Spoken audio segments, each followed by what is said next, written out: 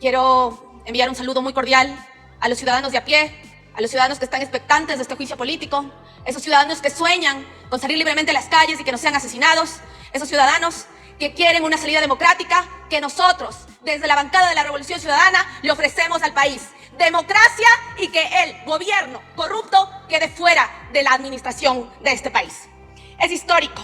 90 años han pasado para que exista la posibilidad de una salida democrática, sin triunviratos, sin militares.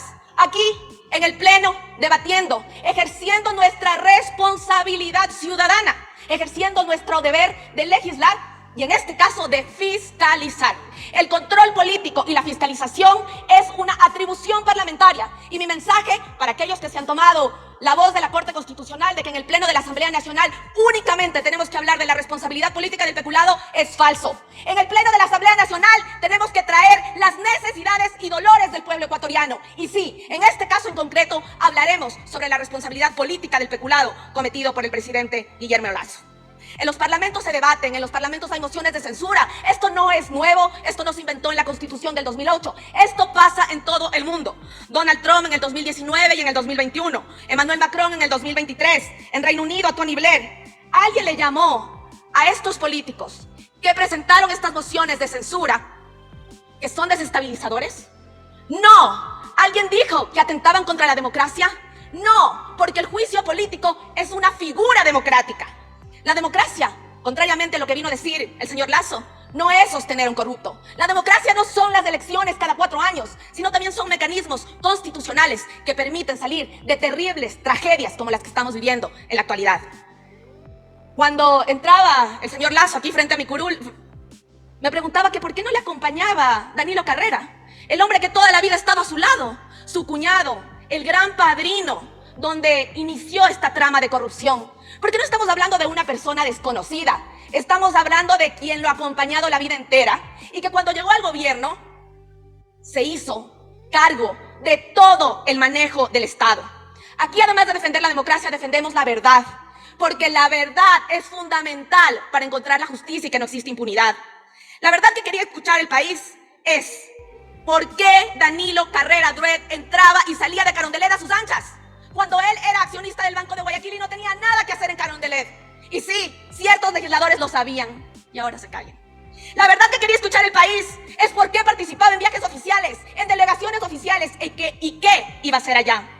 Danilo Carrera no solo es el gran padrino, sino es el gran amigo de Rubén Cherres. Y para esto, ¿quién mató a Rubén Cherres? Esos muertos incómodos que durante este proceso de juicio político fueron cayendo día a día. Rubén Cherres tristemente se llevará a la tumba lo que sabe de la corrupción de las empresas públicas y del gobierno de Lasso. Increíble, en febrero personalmente acudí a la Fiscalía General del Estado y denuncié a Danilo Carrera y denuncié a Rubén Cherres. La fiscal no los encontró, nadie sabía dónde estaban, pero el señor vivía y se hospedaba a pocas cuadras de la casa de vacaciones del presidente de la República. ¿Es justo vivir en esa impunidad? Carrera está en completa impunidad. ¿Quién lo protege? Lo protege su cuñado. ¿Por qué no ha ido a denunciar?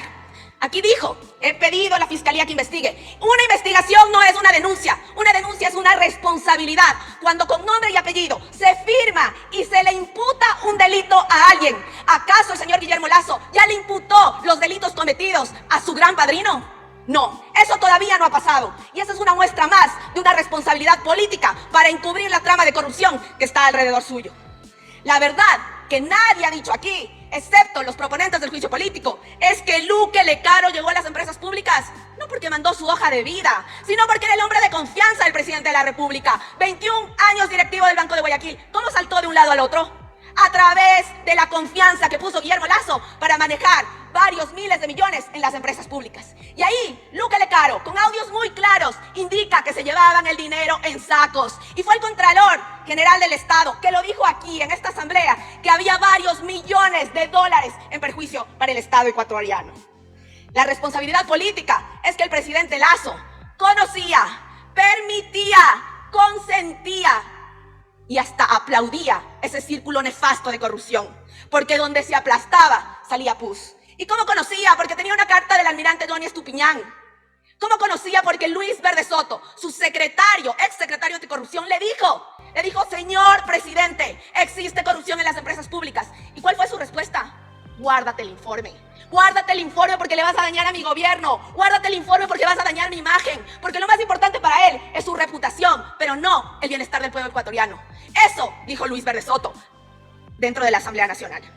La verdad es que el sistema financiero, cuando estuvo aquí el representante de la UAFE, indicó que habían 8.861 reportes de operaciones sospechosas. 8.000 reportes de operaciones sospechosas en los bancos. ¿Cuántas de esas son del Banco de Guayaquil? Operaciones sospechosas vinculadas a delitos como lavado de activos, narcotráfico, trata de personas.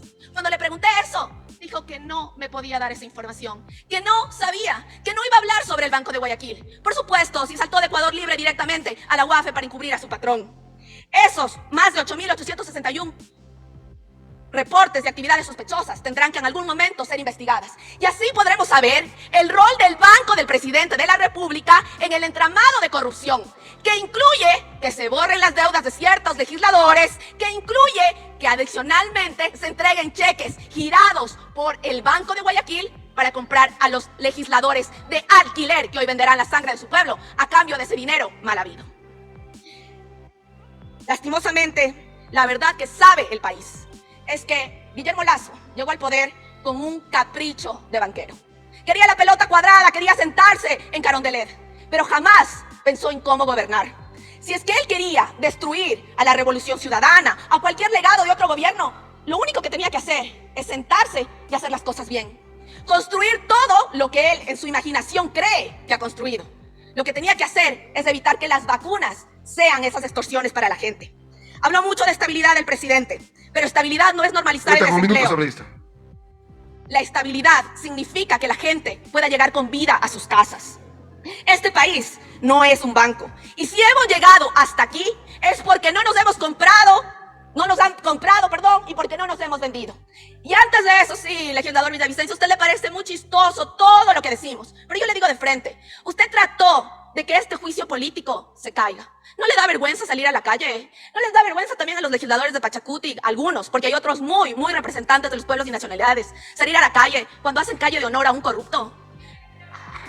No queremos que ustedes voten conforme les ha pedido el pueblo. Y únicamente para terminar, señor presidente, aquí está en juego la democracia, aquí está en juego la dignidad y sobre todo está en juego el futuro del país. Los que van a regresar con sangre en las manos por cada muerto son aquellos que van a salvar a Lasso. Los otros podremos dormir en paz y sonreír con tranquilidad, desde el amor, no desde el odio y el rencor, como lo hacen ustedes. Yo sí voy a hacer referencia a algunos puntos. El uno, no es que porque seamos Asamblea Nacional podamos hacer lo que nos dé la gana. Primero, tenemos que respetar la Constitución, tenemos que respetar la Ley Orgánica de la Función Legislativa. Tenemos que ser garantes, porque aquí es en donde nacen las leyes. Y no olvidemos que esa Constitución del 2008 la aprobó el pueblo ecuatoriano en Montecristi y por lo tanto debemos ser respetuosos del orden constituido. Artículo 222, principio de legalidad. Principio de legalidad. La Ley Orgánica de la Función Legislativa, artículo 91, 92, 93 y siguientes.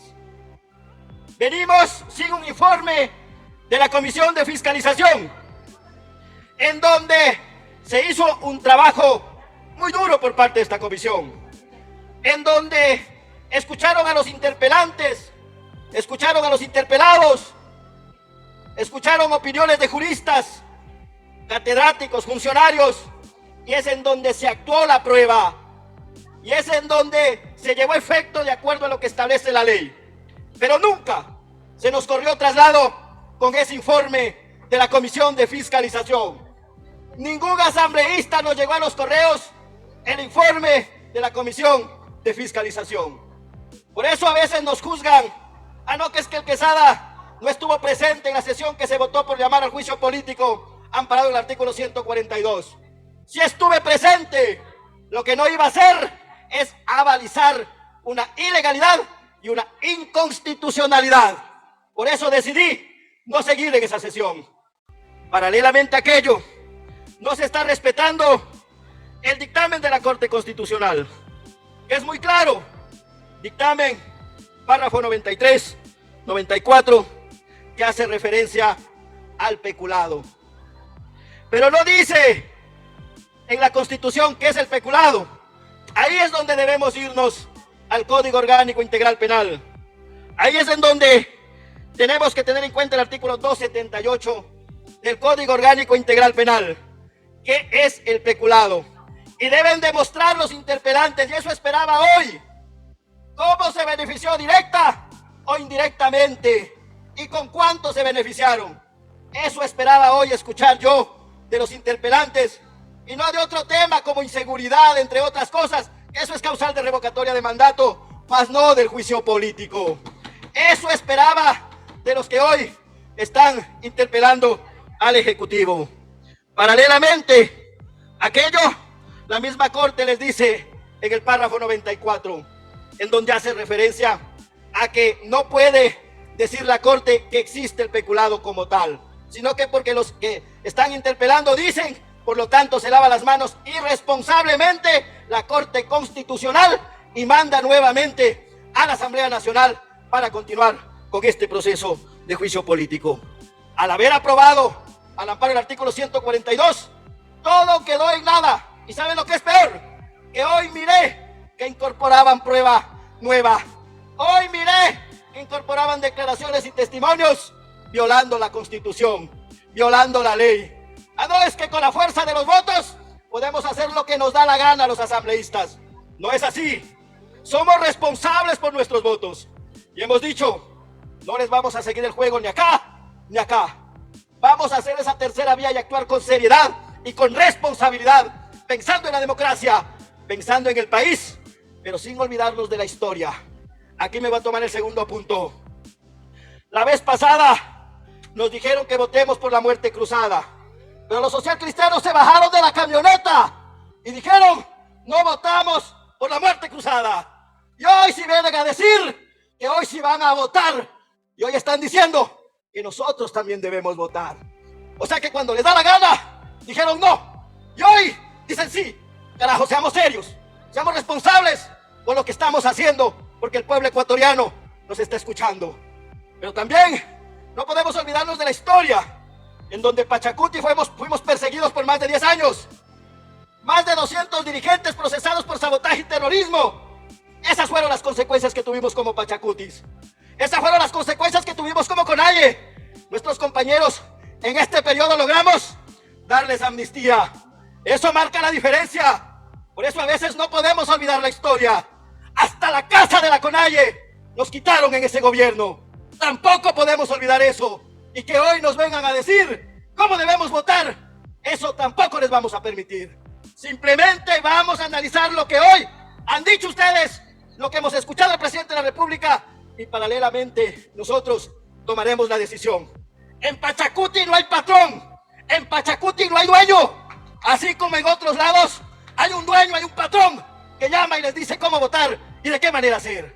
Por eso queremos ser nosotros esa tercera vía y darle una respuesta al pueblo ecuatoriano y decirles que los que muchos buscan la inestabilidad en este país quieren volver a ese famoso socialismo anterior, en donde, ¿qué pasó con la refinería del Pacífico? No ha pasado nada. ¿Qué sucedió con Pedro Delgado? Nada. ¿Qué pasó con el resto de sentenciados? Nada. Y hoy nos andan diciendo que si votamos por el juicio político, estamos con el pueblo. Pero si no votamos por el juicio político, estamos en contra del pueblo. Falso de falsedad absoluta. Lo que no vamos a permitir es que quieran que nosotros sigamos a cosas que no han podido justificar. El peculado no lo han podido probar, no lo han podido demostrar. En donde existe la responsabilidad del primer mandatario en relación a las pruebas que debían haber actuado de manera legal y de manera constitucional.